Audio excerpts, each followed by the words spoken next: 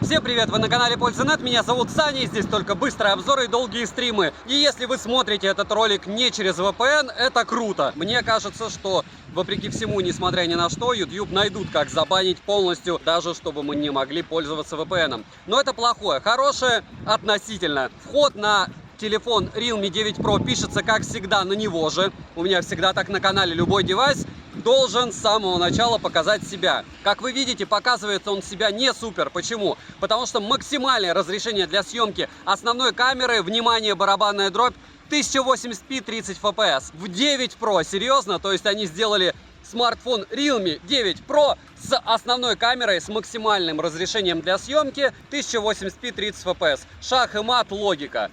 Черт с ним, с этой логикой. Самое главное, что вы должны запомнить. Здесь есть 60 FPS залоченных. Я не верю, что они разлочатся, но это не меняет картину. У фронтальной камеры примерно такие же возможности.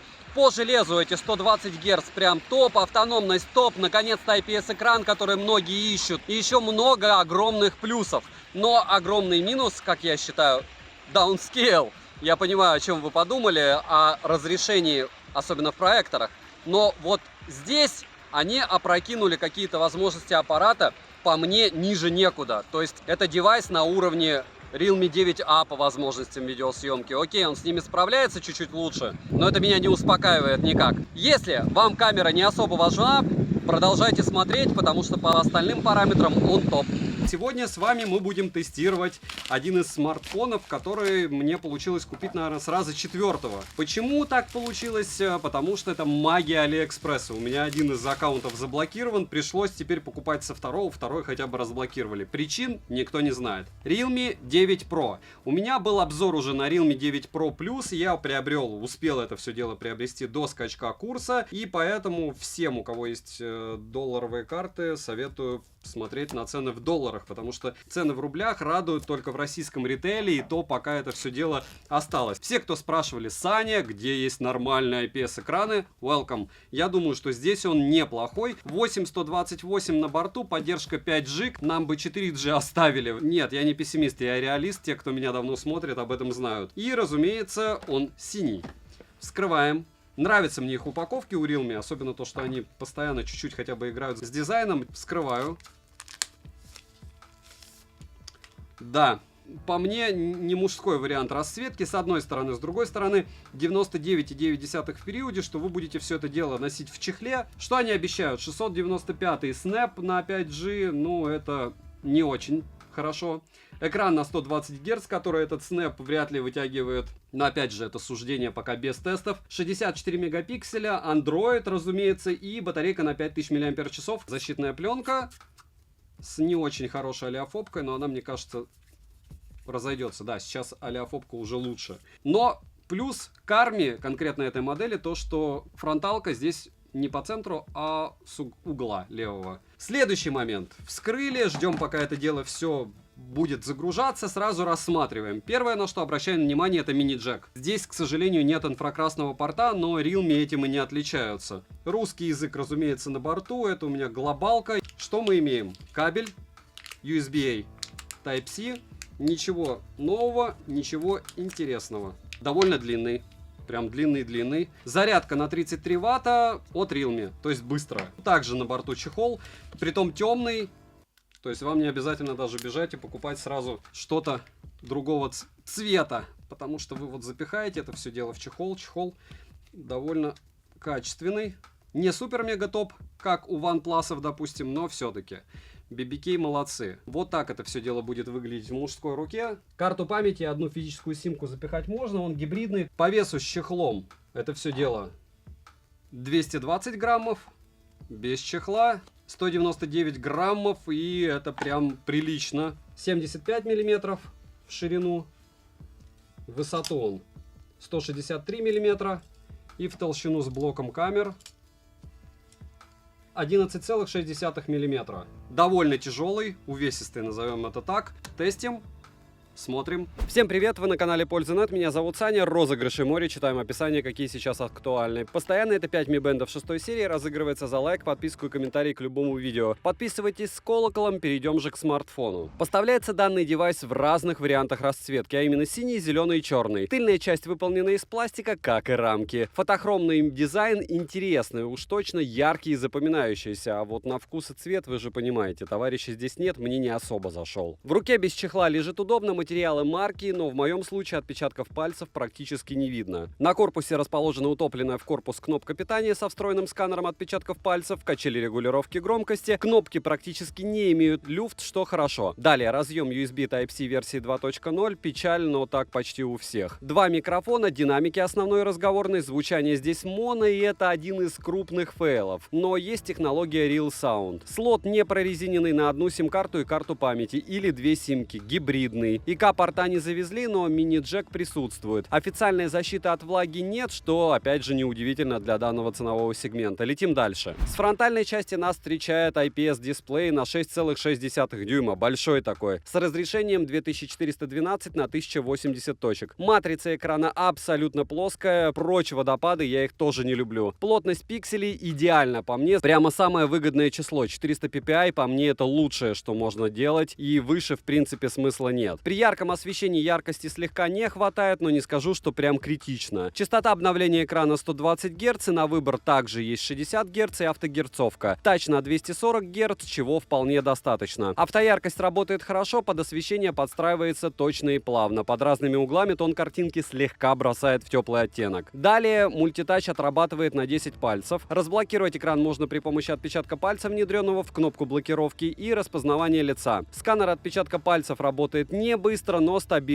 У меня из 10 раз промахнулся он только один раз. Распознавание лица срабатывает быстро. Завести отпечаток одного и того же пальца несколько раз нельзя, и это хорошо. Биометрические данные ввести можно только одного лица, и это плохо. Подбородок внизу экрана есть немаленьких размеров, и это стандартный такой фейл для подобной категории смартфонов. Летим дальше. Процессор Qualcomm Snapdragon 695 5G с техпроцессом 6 нанометров и 8 ядрами. Максимальная тактовая частота которого 2,2 ГГц. Графический процессор Adreno GPU 619, интерфейс Realme UI версии 3.0 и Android, внимание, уже 12 версии. Оперативная память LPDDR4X на 8 ГБ, также можно ее расширить в настройках до 13 ГБ, но я это делать не советую, обычно после этого Realme начинают еще и больше тормозить. Особенно это видно, когда ты камеру запускаешь. Внутренняя память UFS 2.2, что неплохо, не топ, но тоже круто, на 128 ГБ. Имеется поддержка Wi-Fi 4 серии, поддержка 5G сетей, что нас уже не интересует и, я думаю, вряд ли будет теперь интересовать. У 4G бенда 7 и 20 на борту, связь ловит хорошо, звучание при звонках отличное. Запись разговора в стоке есть и без уведомления собеседника о начале записи разговора. Вибра не сказал бы, что лучше, но не топорная. Настроить силу вибрации, к сожалению, нельзя. Bluetooth версии 5.1, NFC поддерживается и Google Pay встает без проблем, не совсем актуально, но с другой стороны NFC есть и MirPay встает, оплачивать можете. Из навигации на борту GPS от GPS, Beidou и GLONASS. GPS-тест на холодную показывает точность не супер, 4 метра в городских условиях. Хотелось бы хотя бы 3. Емкость аккумулятора в 5000 мАч, в PC-марке выдал неплохой результат в 10 часов 7 минут, и осталось 20%. Тест я проводил при 120 Гц на максимальной яркости. Заряжается смартфон с 0 до 50% от родного адаптера питания за 31 минуту, а полный цикл зарядки занимает от 0 до сотки 1 час 16 минут по моим тестам. По разрядке. За час игры в Genshin Impact на высоких настройках графики и 100% яркости улетает 36%. Играть не совсем комфортно, так как иногда проскакивают просадки FPS, но в целом играть можно. В более легкие игры играть можно без проблем. Понижение яркости, к слову, я не наблюдал. Беспроводной зарядки нет, из датчиков на борту магнитный датчик, датчик освещенности, датчик приближения, гироскоп и акселерометр. Перейдем же к тестам. Тротлинг-тест проходит 214 гипсов минимально, максимально 227 гипсов, в среднем 223 гипса на 100 потоках при 30 минутах, что довольно хороший результат в плане стабильности. В Geekbench в сингл-коре 690, в мультикоре 2006, 3D Mark показал Wildlife 1213, Wildlife Extreme 363, Wildlife Stress Test 1213, Wildlife Extreme Stress Test 363, Slingshot Extreme 2942 и Slingshot 4123. Бантуту выдал средний результат в 404 тысячи попугаев, что неплохо. Storage тест показал 22 тысячи, что тоже очень даже хорошо для такого смартфона. На холодную 45-минутный стресс-тест прошел не идеальные результаты, вы сейчас видите на экране. Ну, все как всегда, в принципе, с этим-то процессором. Результаты теста искусственного интеллекта составляют 120 тысяч, и это очень неплохо. Я понимаю, что многие считают, что все эти синтетические тесты — это бред, и они бесполезны. Нет, это не так. Посмотрите и почитайте, что конкретно они проверяют в устройстве. Если вы более-менее будете ориентироваться в этих цифрах, вы никогда не просядете в плане выбора девайса, потому что это полезно знать, допустим, сколько выбивает ВИИ. Это очень сильно связано с тем, что вы получите на выходе при съемке фотографии. Опять же, вы можете долго и упорно прикручивать Google камеру, настраивать стоковую камеру и все остальное, но без нормальных мощностей и неплохой оптимизации вряд ли у вас получится хорошие результаты. А вот это все дело показывает результаты оптимизации и мощности. Основной блок камер с тыльной части состоит из 3 модулей и одной LED-вспышки. Основная на 64 мегапикселя, широкоугольная на 8 мегапикселей с углом обзора в 119 градусов и макромодуль на 2 мегапикселя. Запись видео доступна в максимальном разрешении 1080p 30 fps, так как 60 fps залочены. Оптической стабилизации нет, есть только цифровая. Фронтальная камера на 16 мегапикселей находится в левом верхнем углу. Она имеет огромные размеры, как по мне, максимальное разрешение для съемки видео FL 1080p 30 fps. Также на борту есть стандартные режимы для видеосъемки и фотосъемки. Что-то новенького, к сожалению, вообще не завезли. Короткие примеры вы сейчас увидите.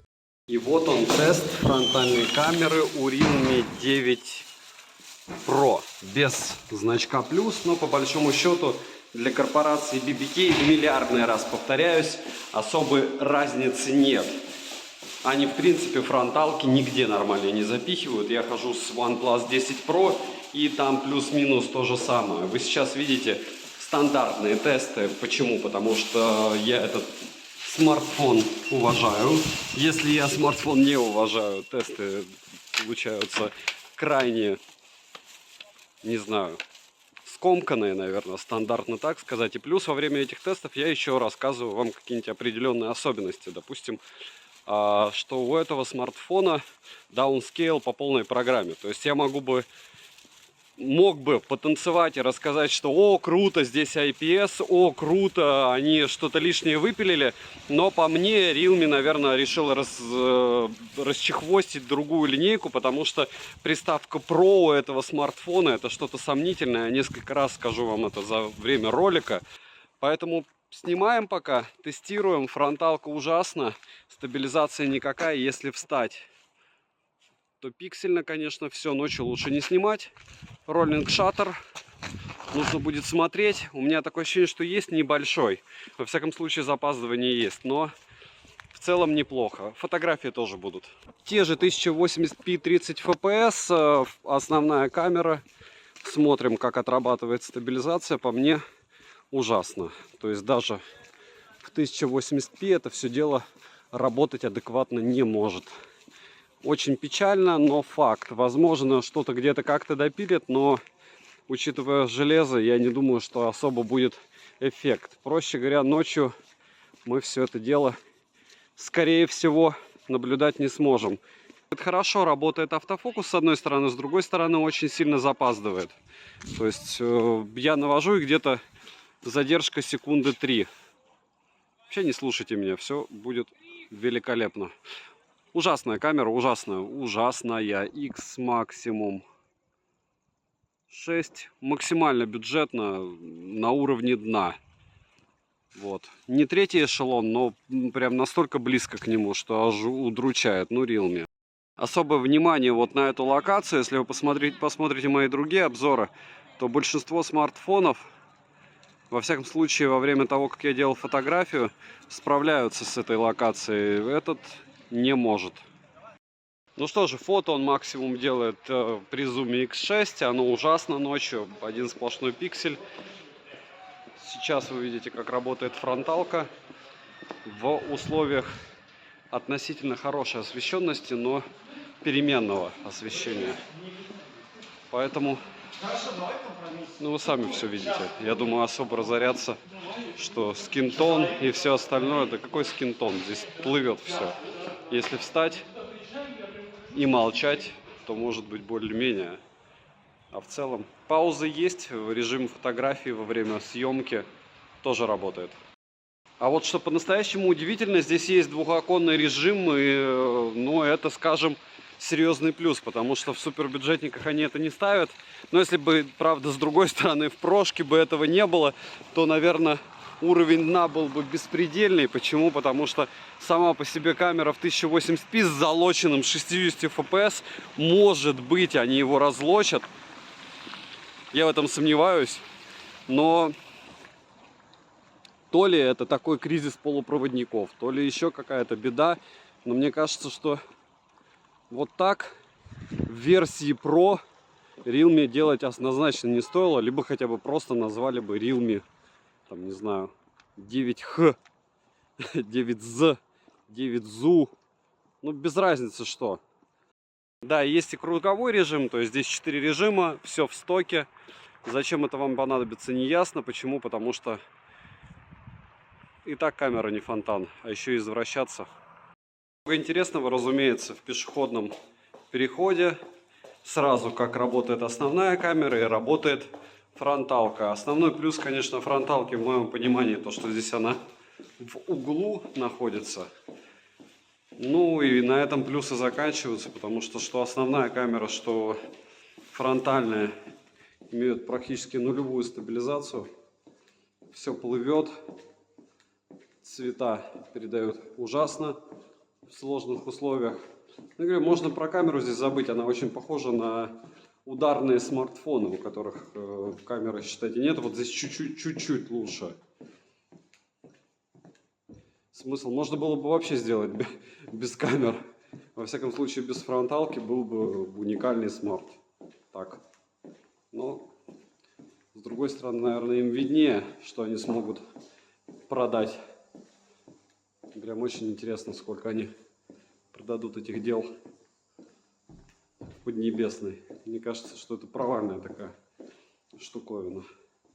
Прошка еще куда не шла. Но, с другой стороны, IPS их не так и много, правда. Тест фронталки уже днем, освещения хватает, и здесь фронтальная камера отрабатывает получше, конечно, чем ночью в разы. Но, опять же, меня не радует вот это все размытие. Задний фон вы видите сами. С другой стороны, такой задний фон практически во всех смартах. Даже среднебюджетного ценового сегмента. Среднебюджетного, уже как извращаемся. Вот так. Ну что, включил я дополнительную стабилизацию на основной камере. 1080p 30 fps, 60 залочено. Думаю, так и будет. И в движении вы видите, как этот смарт снимает. Я хочу еще раз отметить, что картинка подтормаживает. Притом она подтормаживает довольно прилично. Проще говоря, сначала навожу на объект, а потом объект появляется в зоне экрана. То есть задержка около 3-4 секунд. Не знаю, как насчет видео будет. Вы увидите сами. Давайте оценим, допустим, сейчас, насколько основная камера будет справляться хорошо с лицом. Это раз. А два, есть ли задержка по звуку. Вполне возможно, она будет. Тем более микрофона здесь направленного нет. Вот так. И пример ширика, сверхширика. Днем все равно все подфризивает. Не легче. Минусы. Конечно же, главный минус — это то, что камера даже в 60 FPS не может снимать, не говоря уже о 4К. Также жаль, что нет ИК-порта, нет стерео, очень быстро поедается заряд аккумулятора, если играть в игры, особенно в Genshin Impact. И вообще, внешний телефон хороший. Смотреть YouTube на нем удобно, пока можно, если установите VPN. Цена по ссылке в описании к видео. Если найду в русском ритейле старыми ценами, то закину. Если нет, то ужасайтесь, смотрите. Если промокоды, смотрите в моем телеграм-канале по ссылке в прикрепленном комментарии. Стараюсь постить только что-то полезное, пусть даже поста 3-4 в день, но они результат моих поисков, а не рекламные проспекты с зарядками. Конечно, возможно, и зарядки будут, но это если совсем все уже плохо станет. Вдруг на момент вашего просмотра реально на Али рано или поздно должны появиться скидки, поэтому добавляйтесь. Не забывайте добавляться в телеграм-канал взаимопомощи, потому что скоро все это дело закроется. И в ВК я начал тоже выгружать ролики, там, в принципе, довольно удобно их смотреть, да и общаться. И резюмировать я хотел бы в студии. В чем причина? В первую очередь, чтобы вы понимали в идеальных условиях, как это все дело сможет снимать. Во-вторых, вы прекрасно осознаете, что 9 с приставкой Pro на основную камеру даже в 4К снимать не может. Думайте сами, решайте сами, иметь или не иметь. Я не знаю, зачем тогда было вообще запихивать либо приставку Pro, либо камеры в данный смартфон. Ну, сделали бы такое, что вот у нас первый смартфон без вообще камер. Не знаю, или одну какую-нибудь набалдашник. Этот смартфон относительно выгоден. Если вы сможете его в ритейле найти на Али, он стоит уже просто космос какой-то, не на Тмоле. И сказать, что я его могу советовать, нет, лучше что-то старое найти на Авито. Если у вас есть долларовая карта и вам нужен бюджетный смарт, он норм. Но опять же, вы можете поменять все это дело в рубли и на Авито купить что-то дешевле. Поэтому ценообразованию однозначно нет, улучшению камер однозначно нет. Я не знаю, куда они идут, зачем они идут, сенсоры у них кончились, руки прямые кончились или чего они хотели от этого бренда. Он пришел к нам, они неплохо продаются, версия Pro Plus потела, это не потеет, но лучше бы она потела с 4К в первый день, а потом все было нормально, чем вот так. Девайсу относительно не мое, а тех, кто успел купить до повышения, да, сейчас нет. Добра и удачи вам, дорогие друзья.